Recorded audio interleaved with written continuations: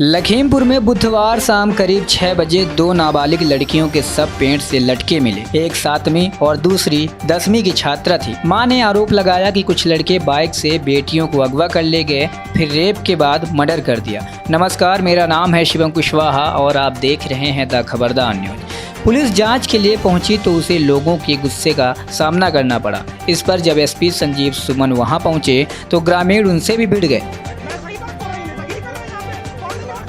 हालात ऐसे हो गए कि यूपी सरकार ने रातों रात आईजी लक्ष्मी सिंह को लखीमपुर भेजा, जो रात भर गांव में ही रुकी रहीं। करीब 15 घंटे बाद गुरुवार सुबह एसपी संजीव सुमन मीडिया के सामने आए। उन्होंने कहा कि ये प्रेस कॉन्फ्रेंस शॉर्ट नोटिस पर है। बोले, निघासन में हुई इस घटना में लड़कियों को जबरदस्ती नहीं ले जाया गया था। आरोपी बहला फुसला कर उन्हें ले गए, रेप किया और जब लड़कियां शादी की बात पर अड़ी तो मर्डर कर दिया। वहीं इस मामले में पुलिस का बयान भी सामने आया है। जो छोटू सन ऑफ चित्राम गौतम है, इन्होंने इनको परिचित करवाया था कुछ दिनों पहले। इन 3 लड़कों को इस महिला से इन्होंने दोस्ती के प्रीटेक्स्ट पे। एसपी संजीव सुमन बोले, परिवार से तहरीर ली गई है। परिवार ने छोटू के खिलाफ नामजद शिकायत की। ये पीड़ित के गांव के पड़ोस में रहने वाला है। 3 अज्ञात लोगों का नाम दिया। जांच के बाद 3 नाम सामने आए। ये तीनों लोग जुनैद, सुहेल और हफीजुर रहमान हैं। सुहेल और हफीजुर रहमान को रात में गिरफ्तार किया गया था। जुनैद को अभी थोड़ी देर पहले गिरफ्तार किया गया है। जुनैद को पैर में गोली लगी है। बता दें, बुधवार दोपहर के वक्त तीनों बाइक से गाँव आए थे। लड़कियों को बहला कर ले गए, पहले खेत में ले गए, वहां इनकी इच्छा के खिलाफ शारीरिक संबंध बनाए। इस वक्त छोटू वहां मौजूद नहीं था। पूछताछ में आरोपियों ने बताया कि जब लड़कियां शादी की बात पर अड़ गई तो उन्होंने गुस्से में लड़कियों की गला दबाकर हत्या कर डाली। चुन्नी और दुपट्टे से हत्या की और सब पेड़ों पर लटका दिया।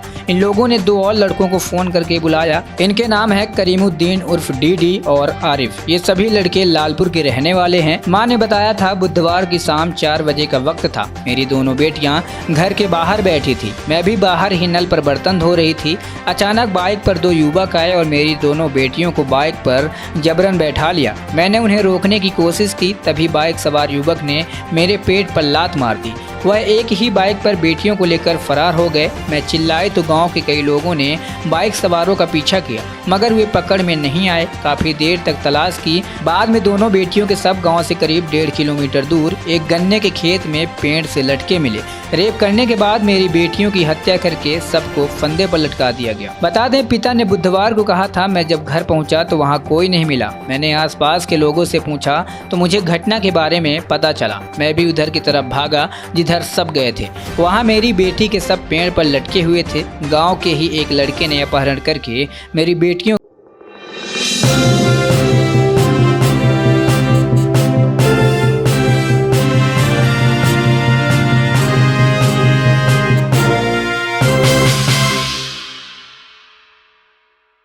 पुलिस फोर्स भी तैनात है। Bureau report, Dainik Bhaskar. तो चलिए अब हम आपको बताते हैं 6 आरोपी जो अरेस्ट किए गए हैं, उनका इस केस में क्या रोल था। छोटू, यह मृतक लड़कियों का पड़ोसी है। इसने ही कल दोपहर 3 लड़कों को बुलाया, जिनमें जुनैद, सुहेल और हफीजुर रहमान शामिल हैं। इनकी दोस्ती दोनों लड़कियों से छोटू से कराई। जुनैद और सुहेल, यह दोनों बगल के गांव लालगंज के रहने वाले हैं। इन दोनों ने ही लड़कियों से रेप किया। हफीजुर रहमान, यह भी जुनैद के गांव का ही रहने वाला था। यह इन आरोपियों के साथ था। यह भी कल रात ही छोटू और सुहेल के साथ गिरफ्तार कर लिया गया था।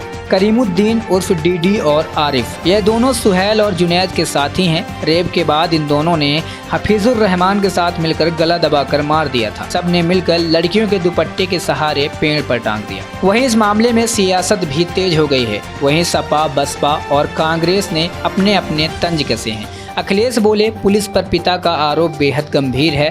बिना पंचनामा और सहमति के उनका पोस्टमार्टम के लिए भेजा गया।